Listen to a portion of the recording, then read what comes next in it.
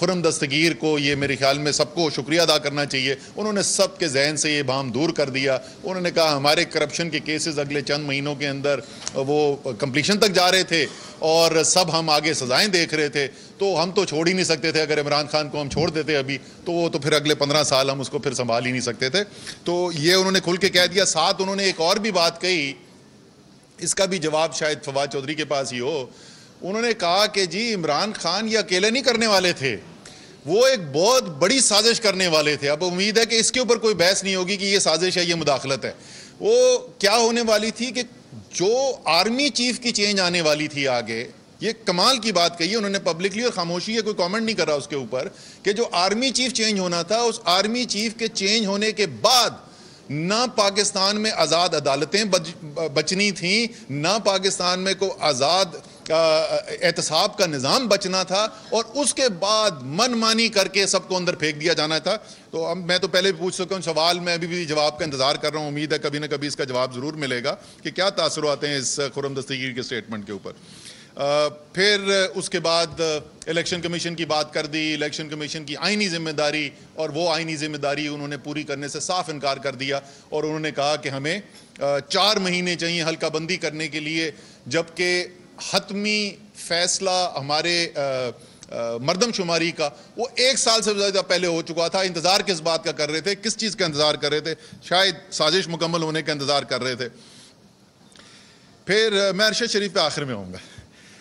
شوکت ترین صاحب نے بتایا ہمیں کس طریقے سے کیا اکانومی ملی, عمران خان کو ورثے کے اندر کیا معیشت ملی, کس طریقے سے اس کو ٹرن اراؤنڈ کیا گیا, اور باوجود کووڈ کے آنے کے کس طریقے سے اس معیشت نے وہ بہتری دیکھی جو پچھلے 15 سال میں پاکستان نے نہیں دیکھی تھی.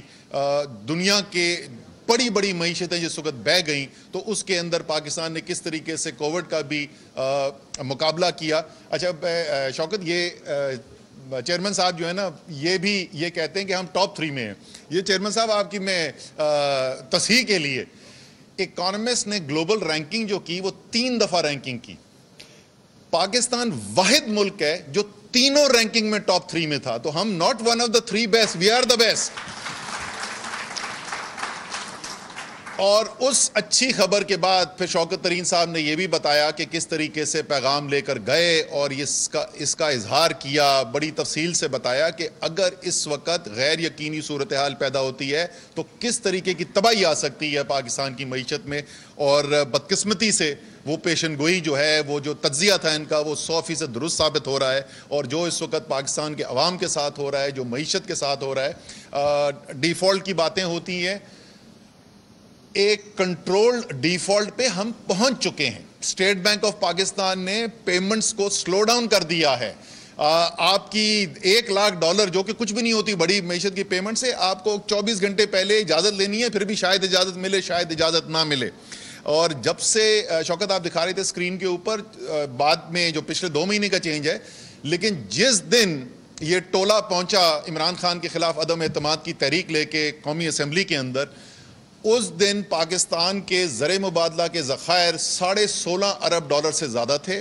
ورثے میں عمران خان کو ملے تھے کو تقریباً $9.5 ارب, $7 ارب اس سے زیادہ اضافہ ہو چکا تھا اس 3.5 سال پونے 4 سال کے عرصے میں. یہ سنیں غور سے, 3.5-4 سال کے عرصے میں جو اضافہ ہوا تھا, صرف 3 مہینے کے اندر وہ ریزرو آج اس $9.5 بلین سے بھی گر کے $9 ارب سے بھی نیچے آ چکے ہیں.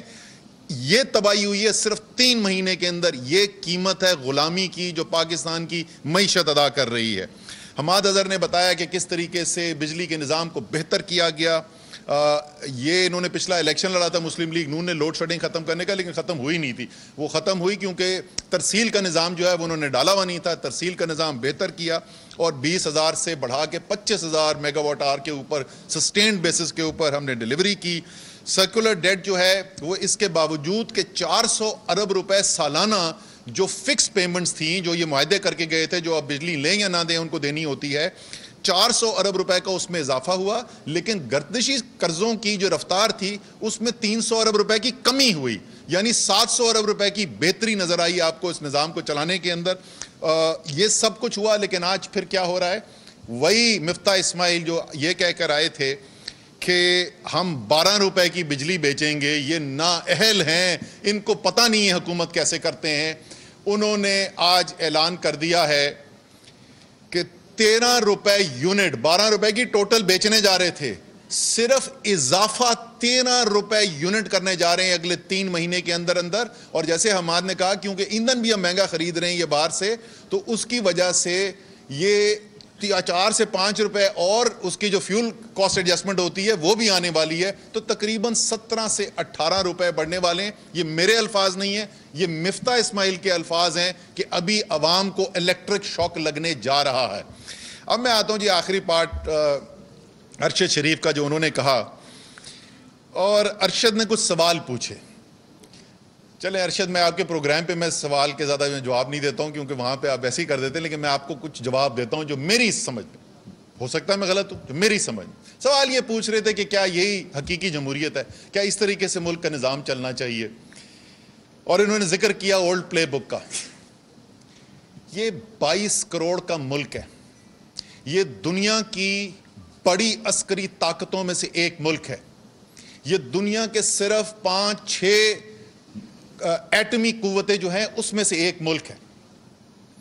یہ ملک، یہ 20ویں صدی کا نظام جہاں بند کمرہ ہوگا اور اس بند کمرے کے اندر کچھ طاقتور لوگ بیٹھیں گے، کبھی امریکہ کی فون کال کے ساتھ، کبھی اس کے بغیر، اور وہ 22 کروڑ کے فیصلے کر دیں گے۔ یہ پاکستان نہیں چلنے والا، یہ پاکستان اب نہیں چلے گا۔ ایک بہت بڑی اس ملک کے اندر مڈل کلاس بن چکی ہے، تعلیم زیادہ آ چکی ہے، سوشل میڈیا کے ذریعے نالج، انفارمیشن پھیل گیا ہے، عمران خان کی وجہ سے سیاسی شعور آ گیا ہے ملک کے اندر۔ یہ قوم کسی بند کمرے کی سازش کے فیصلوں کو قبول کرنے کے لیے تیار نہیں ہے، اور جو سمجھتا